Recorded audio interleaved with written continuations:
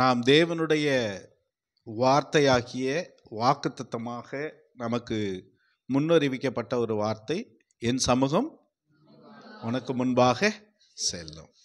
அது மாத்திரமல்ல, அதோடு ஆண்டவர் சொல்லுகிற காரியம் என்னவென்றால், இளைப்பாறுதலை நான் என்ன செய்வேன்? தருவேன். இங்கே இந்த வாக்குத்தத்தத்தை பெற்றுக்கொண்ட பின்பு மோசே இஸ்ரவேல் ஜனங்களை தேவ பலத்தினால் தேவ கரத்தினால் அவர்களை இந்த வனாந்தர பாதையில் நடத்தி வரும்போது நடக்கிற ஒரு சம்பவத்தை தான் இந்த பகுதியில் நாம் பார்க்குறோம், இல்லைங்களா? இப்போ இஸ்ரவேல் புத்திரர் பிரயாணம் பண்ணுகிற அந்த வனாந்திரம், அந்த பாலைவன பகுதி அப்படின்றது வந்து பார்த்திங்கன்னா, இப்போ நமக்கு அந்த மாதிரி பகுதியெல்லாம் ராஜஸ்தானுக்கு போனால் தான் இருக்கும். நம்முடைய இந்திய தேசத்தில் நமக்கெல்லாம் வந்து பார்த்திங்கன்னா, இன்னும் சொல்லப்போனால் நம்மளாம் ரொம்ப சேஃபான பிளேஸில், கோயம்புத்தூர் அப்படின்னு சொன்னால் ரொம்ப சேஃப், எந்த ஒரு பிரச்சனையும் இல்லை அப்படின்ற மாதிரியான ஒரு இடத்துல தான் நம்ம இருக்கிறோம். ஆனால் இந்த இஸ்ரவேல் புத்திரர் பிரயாணம் பண்ணின நீங்கள் பின்பகுதியில் வெளிப்படுத்தின விசேஷம் முடிஞ்ச பின்பு நீங்கள் அந்த மேப்பெல்லாம் இருக்கும், அதை நீங்கள் வீட்டில் போய் பார்த்தீங்கன்னா எந்தெந்த பகுதிகளெல்லாம் அவர்கள் நடத்தப்பட்டார்கள் என்கிற அந்த வரைபடம் அதில் இருக்கும். அப்படி இந்த இஸ்ரவேல் ஜனங்கள் பிரயாணமாய் போகும்போது இடையில வந்து மோசேயினுடைய மாமனார் அவர் வந்து சேர்ந்துக்கிறாரு, அப்புறம் மச்சினன் வந்து சேர்ந்துக்கிறாங்க. சில நேரங்களில் அந்த உறவுகள் நம்மோடு நம்முடைய சொந்தக்காரங்க ஆவிக்குரிய பயணத்தில், தேவ நமக்கு வாக்குத்தத்தம் பண்ண பயணத்தில் வருவது, வந்து சேர்ந்து கொள்வது நல்லது.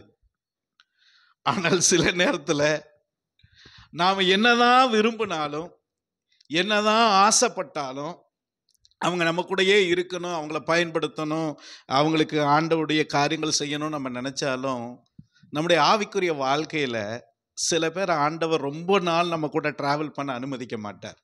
அது சொந்தமாக இருந்தாலும் சரி, அது அசலாக இருந்தாலும் சரி, உறவாக இருந்தாலும் சரி. இங்கே என்ன நடக்குது அப்படின்னு பார்த்தா, மோசே வந்து தன்னுடைய மச்சினன் பிரதரின்லா அவன்கிட்ட வந்து ஒரு காரியத்தை கேட்குறார். என்ன கேட்குறாருன்னா, நீ எங்க கூட வா. ஏன்னா இந்த இவர் வந்து எகிப்துல ராஜாவுக்கு பயந்துட்டு 40 வருஷம் போய் வனாந்தரத்தில் இருந்தபோது அந்த மீதியான், அவருடைய அந்த மீதியான் என்ற வனாந்தரத்தில் இருந்தபோது அங்கேதான் அவருக்கு மேரேஜ் ஆகுது மோசேக்கு. அப்போ அந்த சமயத்தில் அந்த பகுதியில் இருக்கக்கூடிய வனாந்தரத்தை நல்லா அறிந்தவர் யார் அப்படின்னு கேட்டால் அவருடைய மச்சினர், அதாவது அவருடைய மாமனாருடைய குடும்பம். இவருக்கு 40 வருஷம் தெரியும். ஆனாலும் இந்த பகுதியில் அவர் வந்து என்ன கேட்குறாருன்னா, நீ எங்க கூட வா, எங்களுக்கு எதை போல இருப்ப? கண்களை போல இருப்ப.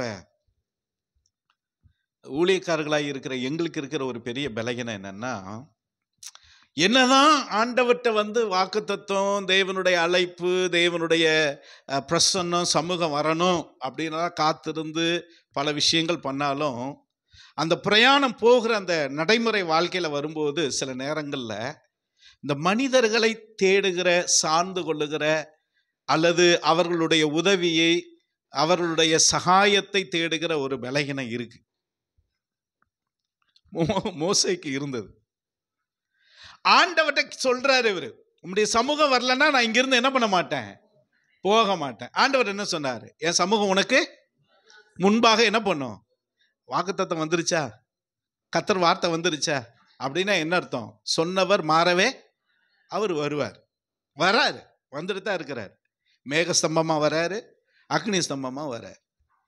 இப்படி இவர் வந்துட்டு இருக்கும்போது மச்சின சகாயத்தை எதுக்கு தேடணும்?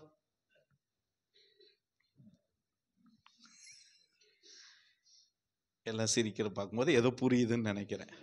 சொல்லுவாங்கல்ல, மச்சான் தயவு இருந்தா மலையும் ஏறலாம். ஒருவேளை மோசே அது தப்பா புரிஞ்சுட்டாருன்னு தெரியல.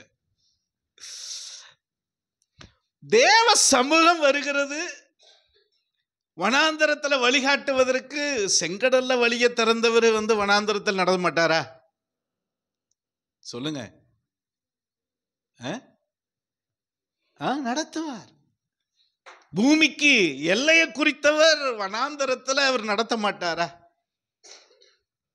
இங்க மோசே வந்து அவன்கிட்ட ரெக்வஸ்ட் பண்றான், நீ கூட வா, பாளையத்தை குறித்து, இந்த தங்குற இடங்களை குறித்து, வனாந்திரத்தில் எது ரொம்ப சேஃபஸ்ட் பிளேஸ்ன்னு உனக்கு நல்லா தெரியும். கர்த்தர் எங்களுக்கு வாக்கு பண்ணியிருக்கிறார், நன்மையை வாக்கு பண்ணியிருக்கிறார், அந்த நன்மையில் உனக்கும் கொஞ்சம் சேர்த்து தரேன் அப்படின்னு சொல்கிறார். அவன் தெளிவாக இருக்கிறான், தன் அழைப்பில் அவன் தெளிவாக இருந்தான். நான் உங்களோட என்ன பண்ணக்கூடாது, வரமாட்டேன் அப்படின்னு சொல்லிட்டு அவன் கரெக்டாக ஜகான் வாங்குறான். அப்போ கர்த்தர் அங்கே ஒரு பாடத்தை கற்றுக் கொடுக்குறார். என்ன கற்றுக் கொடுக்குறாருன்னா 33ஆம் வசனம், அதுதான் இன்னைக்கு டாபிக். அவர்கள் கர்த்தருடைய பர்வதம் என்று சொல்லப்படுகிற கர்த்தருடைய மலை, அந்த பகுதியிலிருந்து அவங்க பிரயாணப்படுறாங்க 3 நாள். 3 நாள் பிரயாணத்திலும் கர்த்தருடைய உடன்படிக்கை பெட்டி, கவனியுங்கள், அவர்களுக்கு இளைப்பாறும் ஸ்தலத்தை தேடி காட்டும்படிக்கு அவர்களுக்கு என்ன பண்ணினது?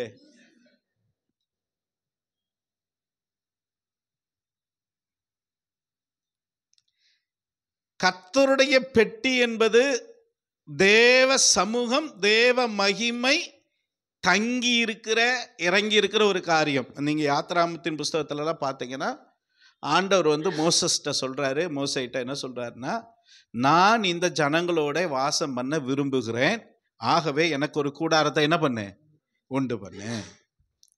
இவர்கள் கூட இவங்க பாளையத்துல இவங்க எங்கெங்கெல்லாம் போகணும், எங்க தங்கணும், எப்ப எழும்பணும், எப்ப அமரணும், என்ன செய்யணும் என்பதெல்லாம் நான் வெளியில இருந்தல்ல, பரலோகத்தில் இருந்தல்ல, வானத்தில் இருந்தல்ல, இந்த ஜனங்களோடையே உலாவி நான் வாசம் பண்ண போகிறேன். இதுதான் தேவதூதர்களுக்கும் எரிச்சலான ஒரு காரியம். நாங்க இவரை பரிசுத்தர் பரிசுத்தர் பரிசுத்தர்னு இடைவிடாம ஆராதிக்கிறோம். ஆனா என்னதான் நாங்க நல்ல ஆராதனை பண்ணாலும் இவர் கண்ணெல்லாம் எங்க இருக்குது, எங்க இருக்குது, இவர் இருதயம் எங்க இருக்குது? இவர்களோட உலாவுவேன், இவங்க கூட வாசம் பண்ணுவேன். அப்போ அவங்களுக்கு எப்படி இருக்கும்?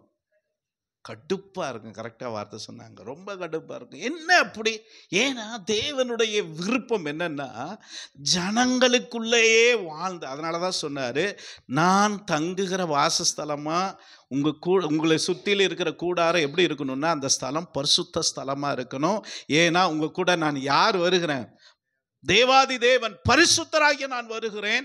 ஆகவே இஸ்ரவேலின் பாளையத்திலே அசூசி காணப்படக்கூடாது என்று மோசேக்கு மிக தெளிவாக தேவன் திட்டமாய் சொன்னார்.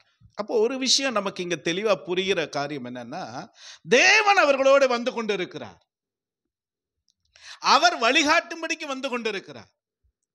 அவருடைய பெட்டி, உடன்படிக்கை பெட்டி, அந்த ஆசரிப்பு கூடாரத்தில் மகா பரிசுத்த ஸ்தலத்தில் இருக்கக்கூடிய உடன்படிக்கை பெட்டியில தேவ மகிமை எழுந்தருளி ஆசாரியர்களுக்கு ஊழியர்களுக்கு கர்த்தர் பேசுவார். அந்த வார்த்தையை இஸ்ரவேல் ஜனங்களுக்கு கொண்டு வந்து கொடுப்பாங்க. இப்போ இங்க இந்த வசனத்துல பார்க்கும்போது தெளிவா சொல்லுகிறது, அந்த பெட்டி, உடன்படிக்கை, கர்த்தருடைய உடன்படிக்கை பெட்டி அவர்களுக்கு இளைப்பாறும் ஸ்தலத்தை தேடி காட்டும்படிக்கு அவர்களுக்கு முன் சென்றது. ஒரு அல்லேலூயா சொல்லுங்க.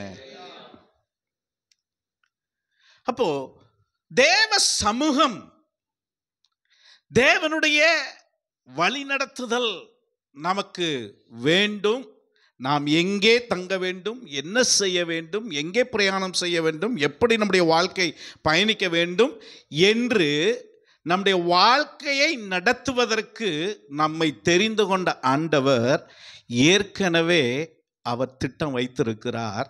அந்த திட்டம் எப்படி வெளிப்படும் என்றால் கர்த்தருடைய உடன்படிக்கை பெட்டியின் மூலமாக. அல்லேலூயா.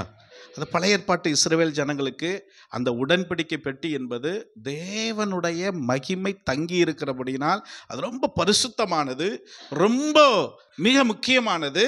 அது மாத்திரமல்ல, இந்த வேத வார்த்தையின்படி அது அவர்கள் முன்பாக சென்று அவர்கள் இளைப்பாறுகிற ஸ்தலத்திற்கு அவர்களை வழி நடத்தினது.